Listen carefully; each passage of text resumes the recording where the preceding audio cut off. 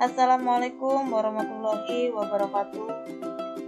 Salam dan bahagia Ibu dan Bapak guru hebat. Pada kesempatan kali ini saya akan mempraktekkan video aksi nyata tentang menyebarkan pemahaman merdeka belajar. Topik yang pertama yaitu merdeka belajar. Di sini kita akan membahas 5 modul. Untuk modul yang pertama yaitu mengenali diri dan perannya sebagai pendidik. Modul 2 mendidik dan mengajar. Modul 3 mendampingi murid dengan utuh dan menyeluruh. Modul 4 mendidik dan melatih kecerdasan budi pekerti. Modul kelima pendidikan yang mengantarkan keselamatan dan kebahagiaan. Untuk modul yang pertama, mengenali diri dan perannya sebagai pendidik. Di sini kita akan membahas 3 materi. Yang pertama yaitu mengenali diri dan perannya sebagai pendidik. Materi kedua, apa peran saya sebagai guru. Materi 3, ingin menjadi guru seperti apa saya. Untuk materi yang pertama yaitu mengenali diri dan perannya sebagai pendidik. Pendidik itu menuntun tumbuh atau hidupnya kekuatan kodrat yang ada pada anak-anak agar dapat memperbaiki lakunya, bukan dasarnya hidup dan tumbuhnya kekuatan kodrat anak. Untuk yang kedua yaitu apa peran saya sebagai guru. Peran seorang pendidik sangatlah besar. Setiap hal kecil yang kita sampaikan. Yang selanjutnya yaitu apa peran saya sebagai guru. Peran seorang pendidik sangatlah besar. Setiap hal kecil yang kita sampaikan di kelas akan berkontribusi pada kecakapan hidup anak saat dewasa. Sebab saat mengajar di dalam kelas, ibu dan bapak guru sebenarnya sedang membentuk masyarakat, membentuk budaya masa depan lewat murid-murid kita. Untuk yang terakhir, yaitu ingin menjadi guru seperti apa saya? Menjadi guru yang diidolakan, menyenangkan, terus berusaha beradaptasi dengan perubahan atau perkembangan zaman. Untuk modul yang kedua, yaitu mendidik dan mengajar, terdapat 3 materi yang akan kita bahas. Yang pertama yaitu mendidik menyeluruh, yang kedua pendidikan selama 1 abad, yang ketiga menjadi manusia utuh. Langsung kita bahas yang pertama yaitu mendidik menyeluruh. Mendidik adalah menuntun segala kodrat yang ada pada murid agar mereka dapat mencapai keselamatan dan kebahagiaan yang setinggi-tingginya, baik itu sebagai manusia maupun sebagai anggota masyarakat. Yang kedua yaitu pendidikan selama 1 abad. Menurut Hajar Dewantara, pendidikan yang sesuai dengan bangsa kita adalah pendidikan humanis, kerakyatan dan kebangsaan, atau sistem among ing ngarsa sungkalada ing madya mangun karsa tuturi handayani. Untuk yang selanjutnya yaitu menjadi manusia secara utuh.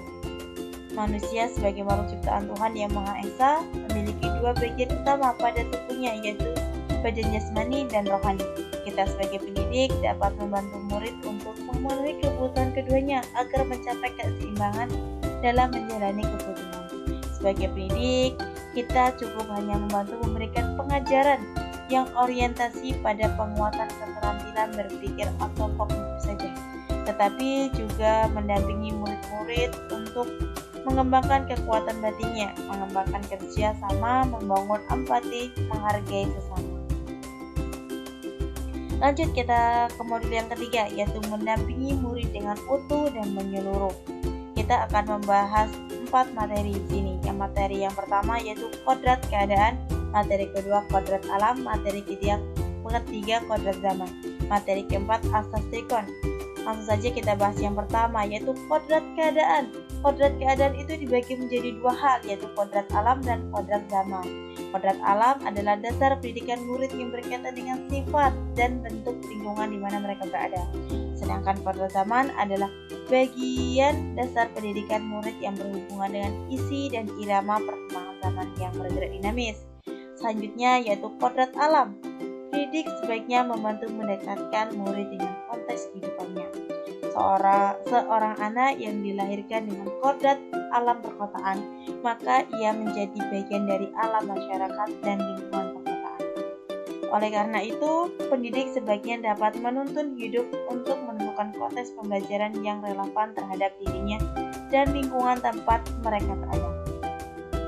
Selanjutnya yaitu kodrat zaman. Pendidik bergerak sangat dinamis mengikuti perkembangan zaman.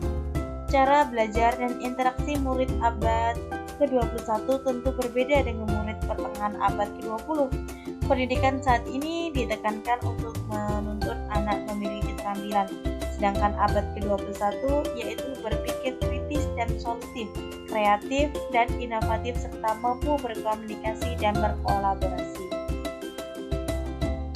Untuk yang terakhir yaitu asas Rikon, kontinu, pengembangan yang berkesinambungan dilakukan terus-menerus dengan perencanaan yang baik.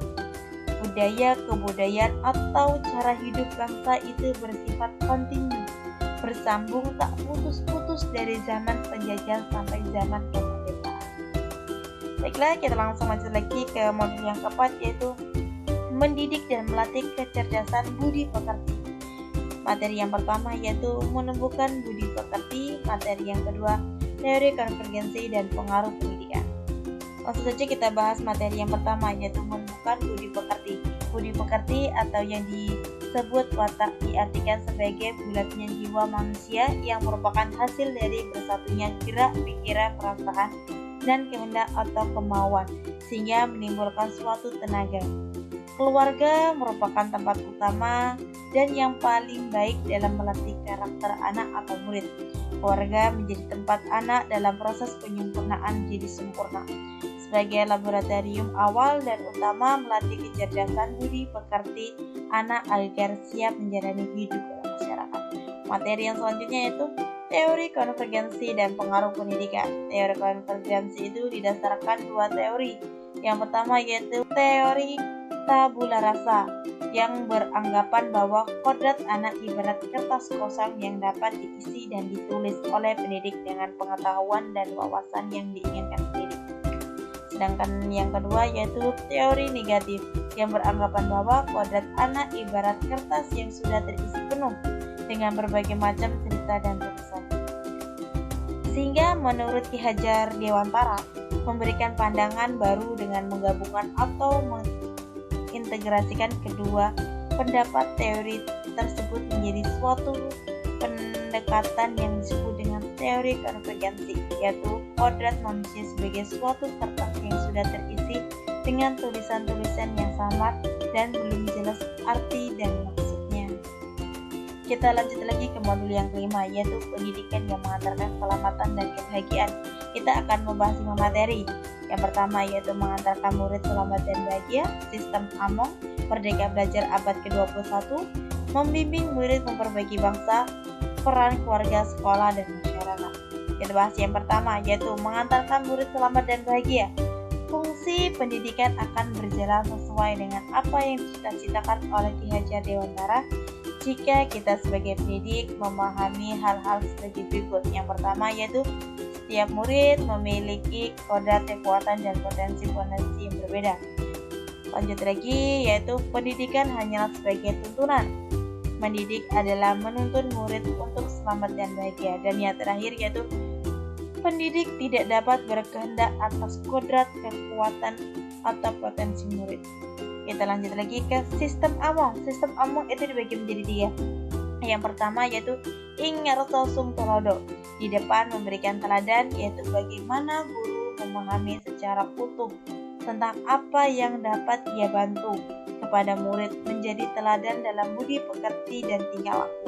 Yang kedua yaitu Ing Madyo Mangun Karso. Di tengah membangun kehendak yaitu guru diharapkan membangkitkan semangat bersuah karya dan berkreasi bersama murid dengan membuka dialog dengan murid, berperan sebagai narasumber dan penuntut. Yang terakhir yaitu Tut Wuri Handayani di belakang memberi dorongan yaitu guru tidak sekedar memberikan motivasi tetapi juga memberikan saran dan rekomendasi dari hasil pengamatannya agar murid mampu mengeksplorasi daya cipta, rasa karsa, dan karya. Yang selanjutnya yaitu Merdeka Belajar abad 20. Merdeka Belajar abad 21. Sekarang guru tidak lagi menjadi satu-satunya sumber pengetahuan, tetapi guru berperan sebagai fasilitator pembelajaran. Sebagai fasilitator, guru menempatkan murid menjadi subjek atau individu aktif dalam belajar untuk mencari dan membangun pemahamannya sendiri. Selanjutnya yaitu membimbing murid memperbaiki bangsa. Budaya-budaya seperti memberikan nilai dengan angka dan membuat peringkat kelas sebaiknya dapat diubah dengan sistem penilaian dan operasi yang tidak membuat harkat dan martabat anak atau murid terkoyak dan memahami tujuan pengukuran atau penilaian itu sendiri. Pendidikan karakter sama pentingnya dengan percakapan kognitif. Murid yang dapat menjadi modal dalam kehidupan dan penghidupannya kelak. Dengan karakter berani bertanya dan mengemukakan pendapat, dia akan terus mengasah keterampilan berpikir kritisnya, mengembangkan kepekaannya pada lingkungan sekitar dan memajukan bangsa dan negara. Yang terakhir yaitu peran keluarga dan masyarakat. Alam keluarga merupakan sistem kecil di mana anak tinggal dan mendapatkan pendidikan pertama yang terpenting dalam hidupnya. Yang selanjutnya yaitu alam perguruan, merupakan wadah yang memfasilitasi pengembangan intelektual murid serta menuntun murid menemukan wawasan ilmu pengetahuan yang lebih luas. Yang terakhir yaitu alam pergerakan pemuda atau masyarakat, merupakan wadah yang memfasilitasi murid untuk mengaktualisasi dirinya dan mengembangkan watak. Bapak dan Ibu guru hebat, demikian pemaparan mengenai pemahaman Merdeka Belajar dari saya. Sekian dan terima kasih. Wassalamualaikum warahmatullahi wabarakatuh.